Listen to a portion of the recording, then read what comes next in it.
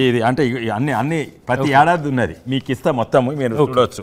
Okay, అయితే ఆడ 10 లెక్క ఉన్నది ఏడ రైతు కుటుంబాలు అండ్ ఏకరేజ్ పరంగా అయినా లేకుంటే రైతు కుటుంబాల పరంగా అయినా ఏదైనా తెలంగాణ ఉత్తరప్రదేశ్ అన్ని యూరియా డిఏపి ఎంఓపి ఇవన్నీ కలిసి చూడండి. ఇది ఒక్క ఏడాది కాదు, ప్రతి ఏడాది అన్నిట్లో ఎక్కువ.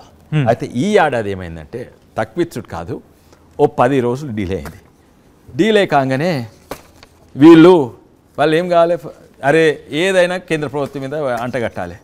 అదే కేంద్ర ప్రభుత్వం ఇస్తలేదు, ఓ ప్యానిక్ సిచ్యువేషన్ మొదలైంది. ప్యానిక్ సిచ్యువేషన్ మొదలైతే ఏం చేస్తారు, నేను ఒక ఎకరం ఉన్నోని ఒక బ్యాగ్ అవసరం ఉన్న రైతును నేను 10 బ్యాగులు కొని ఇంట్లో పెట్టుకుంటా, మళ్ళీ నీకు అమ్మవచ్చు.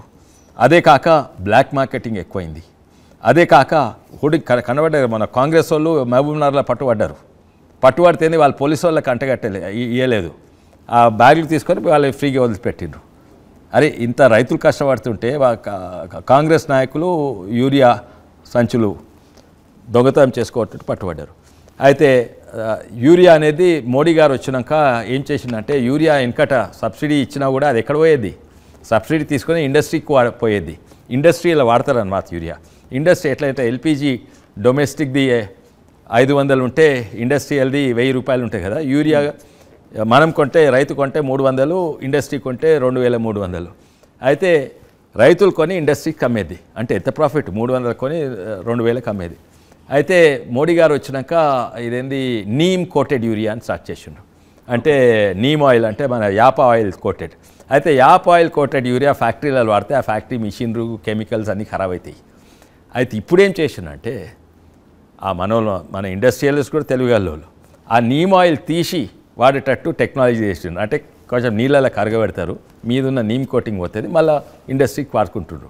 అది ఈసారి ఎక్కువైంది తెలంగాణలో, ఇండస్ట్రీకి డైవర్ట్ అవుతుంది. ఈ అన్ని కారణాల వల్ల అయితే డెఫినెట్లీ ఇట్ ఇస్ రాష్ట్ర. ఇంకోటి వాళ్ళు ఎస్టిమేట్ ఇవ్వాలి. ఇది చూడండి, అన్ని ఉన్నాయి, డిమాండ్ ఉంది, సప్లై ఉంది, కన్సంప్షన్ ఉంది. డిమాండ్ అండ్ కన్సంప్షన్ కంటే ఎక్కువ సప్లై ఒకే ఏడాది కాదు. ఓకే, ఇక్కడనే ఉంచుకోండి. సప్లై విషయంలో మీ కేంద్ర మంత్రి కిషన్ రెడ్డి కూడా మాట్లాడుతూ ఉక్రెయిన్ వార్ ఏదైతే ఉందో రష్యా ఉక్రెయిన్ దానివల్ల కొంత ఆలస్యమైందన్న మాట. అంతే, 10 రోజులే ఆలస్యమైంది, ఎక్కువ ఆలస్యం కాలేదు. 10 రోజులు ఆలస్యం కాగానే వీళ్ళు ఏదైనా కూడా ఇక్కడ మాట్లాడితే కేంద్ర ప్రభుత్వం వల్లనే.